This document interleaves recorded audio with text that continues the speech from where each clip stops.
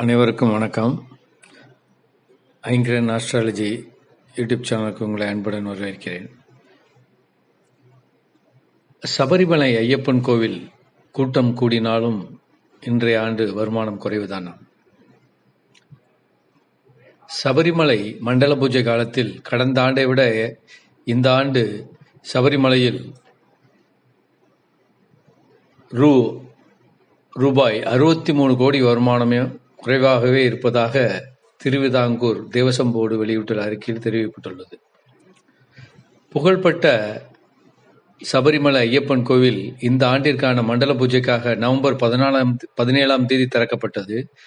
மண்டல பூஜை துவங்கியதிலிருந்தே கடும் பனி, மழை ஆகியவற்றை பொருட்படுத்தாமல் ஆயிரக்கணக்கான பக்தர்கள் சாமி தரிசனம் செய்தனர். டிசம்பர் 6ஆம் தேதிக்கு பிறகு பக்தர்கள் கூட்டம் அதிகரித்தது.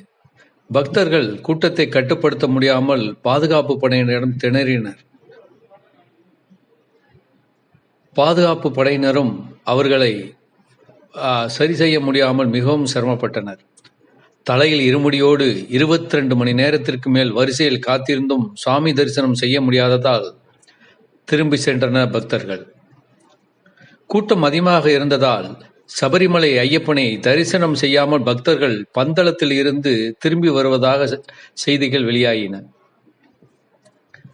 விரதம் இருந்து யாத்திரை சென்ற ஐயப்ப பக்தர்கள் நெய்யபிஷேகம் செய்து விலையுயர்ந்த மாலையை கோவிலிருந்து அகற்றிவிட்டு பந்தளத்திலிருந்தே தரிசனம் பெறாமல் மணிக்கணக்கில் காத்திருந்து விட்டு திரும்பிச் சென்றனர்.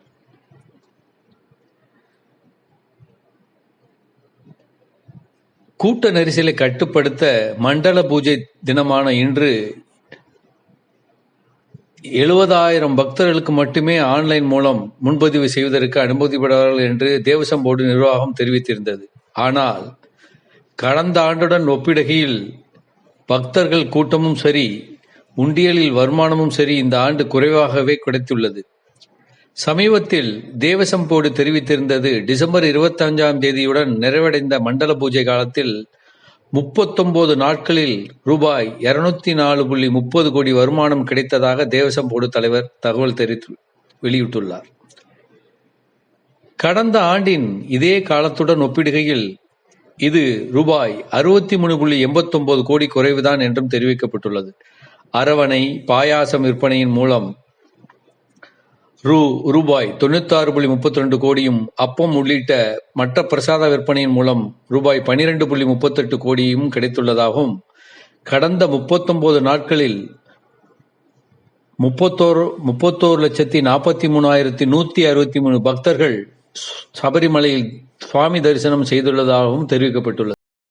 கடந்த 41 நாட்களாக நடைபெற்று வந்த சபரிமலை மண்டல பூஜை டிசம்பர் 24ஆம் தேதி மாலை பூஜை நடத்தப்பட்டு இரவு 11 மணியுடன் கோவில் நடை சாத்தப்பட்டது.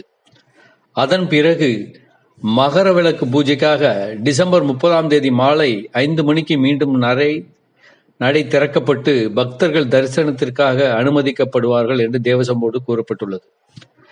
ஜனவரி 14ஆம் தேதி மாலை மகர ஜோதி தரிசனம் நடைபெறும். அதற்கு பிறகு ஜனவரி 20ஆம் தேதி வரை பக்தர்கள் சுவாமி தரிசனம் செய்ய அனுமதிக்கப்படுவார்கள் என்றும், ஜனவரி 21ஆம் தேதி காலை நடைபெறும் பூஜையில் பந்தள மாமன்னர் குடும்பத்தை சேர்ந்தவர்கள் மட்டும் சுவாமி தரிசனம் செய்ய அனுமதிக்கப்படுவார்கள் என்றும், அதற்கு பிறகு நடை அடைக்கப்பட்டு பந்தள மன்னர் குடும்பத்தினரிடம் கோவில் சாவி ஒப்படைக்கப்படும் என்று தேவசம் போர்டு தெரிவிக்கப்பட்டுள்ளது.